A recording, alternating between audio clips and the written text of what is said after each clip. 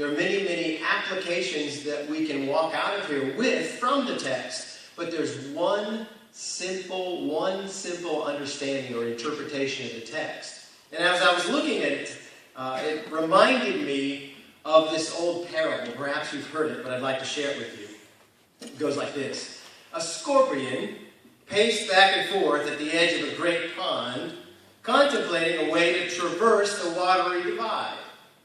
Suddenly he spied a frog, and the solution to his challenge became evident. The scorpion called to the frog, "Dear friend, allow me to crawl upon your back so that I may cross to the other side of the great pond, for I cannot swim, nor can I see my way around by any other means." At this, the frog wisely replied, "I think not. For if I allow you to climb up on my back, you will sting me, and I will surely die." The scorpion replied, "I will do no such thing, for if I do, we will both die. For I cannot swim, and without you, I will drown." Reluctantly, the frog complied with the request of his new acquaintance, and the two proceeded to cross the lake. As the unlikely pair crossed to the midpoint of the lake, the scorpion stung the frog. Sinking to the bottom of the lake, the frog cried out to the scorpion, "Why did you sting me? Now we both will die." And the scorpion simply replied, "I can't help it. It's my nature. It's my nature." My friends, today we need to understand that each of us, every human being is born with a sin nature that comes with a general tendency towards certain types of sin. It's just hardwired into our DNA. We're born that way. It's our sin nature. But our goal today is to walk out of this place and understand that the only way out from under this bondage of sin, the only way, the only answer to the sin nature and to the sin problem is Jesus Christ. Amen. The only answer is Christ. To better understand what I'm referring to when I talk about the sin nature and how it's wired into our DNA, if you'll turn with me as we continue our study in the book of Genesis to chapter 29. We'll be in chapter 29 today of the book of Genesis. And I'll begin reading in verse 1 of chapter 29. It says, "Then Jacob went on his journey and came to the land of the people of the east. As he looked, he saw a well in the field, and behold, 3 flocks of sheep lying beside it. For out of that well the flocks were watered. The stone on the well's mouth was large. And when all the flocks were gathered there, the shepherds would roll the stone from the mouth of the well and water the sheep, and then put the stone back in its place over the mouth of the well. Jacob said to them, 'My brothers, where do you come from?' They said, 'We're from Haran.' And he said to them, 'Do you know Laban, the son of Nahor?' And they said, 'We know him.' And he said to them, 'Is it well with him?' They said, 'It is well. And see, Rachel, his daughter, is coming with the sheep.' And he said, 'Behold, it is still high day. It is not time for the livestock to be gathered together. Water the sheep and go pasture them.' But they said, 'We cannot until all the flocks are gathered together and the stone is rolled from the mouth of the well, and then we will water the sheep.' While he was still speaking with them, Rachel came with her father's sheep, for she was a shepherdess. Now as soon as Jacob saw Rachel, the daughter of Laban, his mother's brother, and the sheep of Laban, his mother's brother, Jacob came near and rolled the stone from the well's mouth and watered the flock of Laban, his mother's brother. Then Jacob kissed Rachel and wept aloud. And Jacob told Rachel that he was her father's kinsman and that he was Rebekah's son. And she ran and told her father. As soon as Laban heard the news about Jacob, his sister's son, he ran to meet him and embraced him and kissed him and brought him to his house. Jacob told Laban all these things, and Laban said to him, 'Surely you are my bone and my flesh.' And he stayed with him a month. Then Laban said to Jacob, 'Because you are my kinsman, should you therefore serve me for nothing? Tell me, what shall your wages be?' Now Laban had 2 daughters. The name of the older was Leah, and the name of the younger was Rachel. Leah's eyes were weak, but Rachel was beautiful in form and appearance. Jacob loved Rachel, and he said, I will serve you 7 years for your younger daughter Rachel. Laban said, it is better that I give her to you than I should give her to any other man. Stay with me.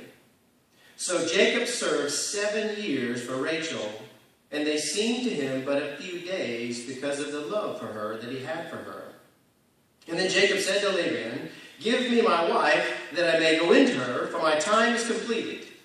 So Laban gathered together all the people of the place and made a feast.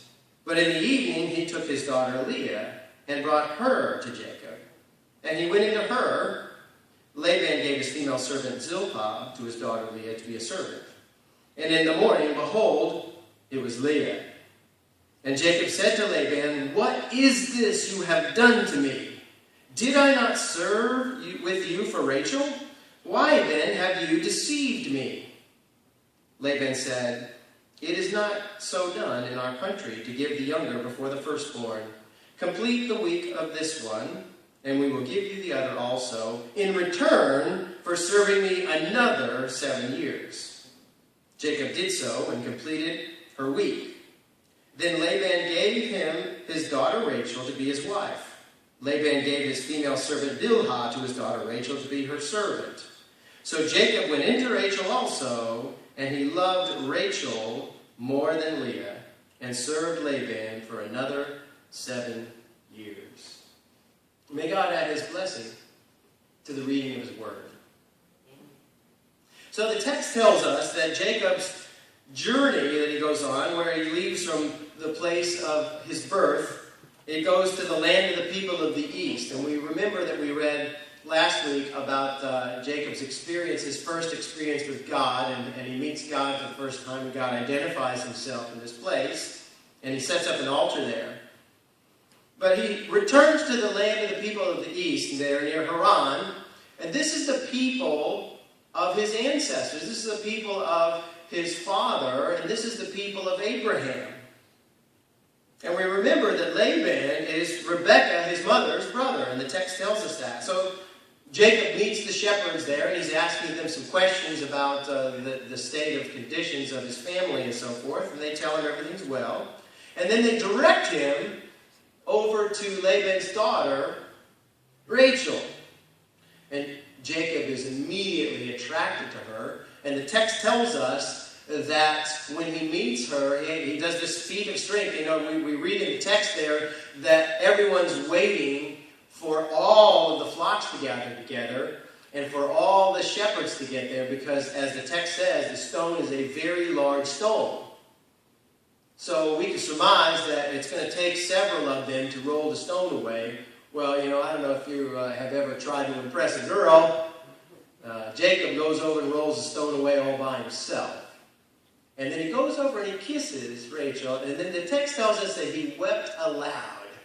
So he's so overwhelmed with her beauty, he's so impressed with her, that he's just emotionally overcome by the experience. And so he tells Rachel that he's a relative of Rachel, and then Rachel runs and tells her father Laban. Laban's excited too. Now, if you remember last time this experience occurred, it was with his sister, and Laban was impressed by the servant that came and clasped Jacob's mother with some gold around her wrists and around her neck and so forth. So immediately, you got to believe Laban, being the opportunistic man that he is like, cha-ching, Abraham's family's back. Let's see what I can get here. So he runs out and meets Jacob. Now, the text quotes Laban as saying that Jacob is surely his bone and flesh. And this is, of course, just figurative language for Laban saying, I can see the family resemblance. You ever met one of your relatives and you look at him and you think, yeah, I can see the family resemblance. That's what the text is telling us here today. So the two men strike this bargain. Now, I don't know what Rachel's thinking about all of this when they're having this discussion over her, like she's a piece of property or what have you. But the discussion goes, well, hey, I know you're going to come here and work for me, Jacob. I don't want you to work for free.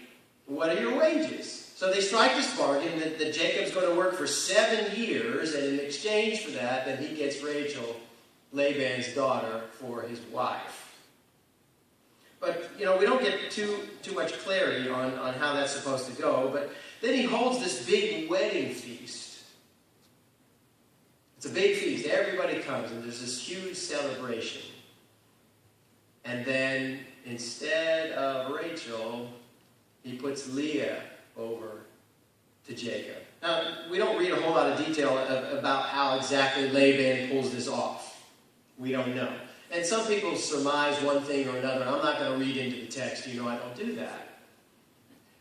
But suffice to say that Laban had a pretty well laid out plan. He thought through this pretty well to pull this off. Because, Jacob, in his own right, is pretty deceptive himself.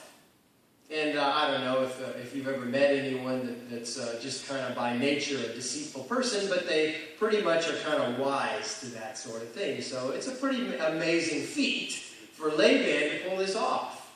But he pulls it off. How ironic. How ironic.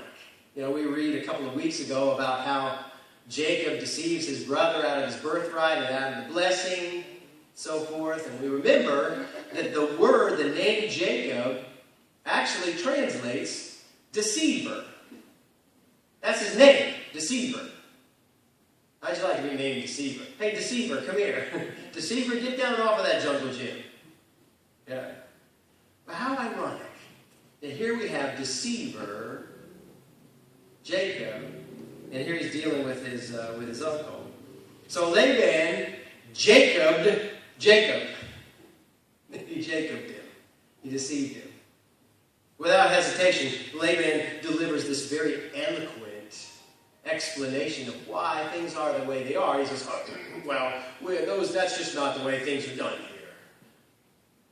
Well, he might have mentioned that a couple of times over the 7 years that Jacob is serving him. He might have mentioned that a couple of times. He says, oh, by the way, we don't do the wedding with the younger daughter until we marry off the older daughter. But no. But then he very slyly slips right in and says, hey, you can have her in 7 days. You're getting her in 7 days. Just carry out the honeymoon with my older daughter here, Leah, and then you can have her if you work for me for another 7 years. So 14 years now we see Jacob having to work out the bargain with Laban. So Laban gets this good deal. He marries off his daughters, and he gets labor for 14 years. So this idea, and it's just a masterful deception. Laban marries off his eldest daughter. By the way, the text tells us that Leah had weak eyes. And just for us to get an understanding of that, this is a figure of speech. It's a merism. In other words, you probably don't want to be writing in the text the more harsh way that this would have been written. But it's a merism. In the culture, when you say someone has weak eyes in this time, that's a replacement for a more harsh word. So technically, what we're looking at here is that Leah was kind of ugly. That's what that means. So the text tells us Leah was ugly, but Rachel was beautiful. And so, of course, Jacob's attracted to Rachel, but now he's married to both of them, and the text tells us that he loved Rachel more than he loved Leah. So Laban deceives the deceiver. So we've watched this series of events play out where, we have Rebekah, Laban's sister, and she schemes to deceive Isaac. Jacob throws in with her, he deceives. And now we look over here, and now the brother, Laban, also deceives. All three of them. Interesting. Let's take a few minutes. I've got some discussion questions I'd like to pass out. If you'll clump up in some small groups, maybe 5 to 7 people, and if someone would take the lead to have these questions, discuss these, and then we'll get back together and talk about them.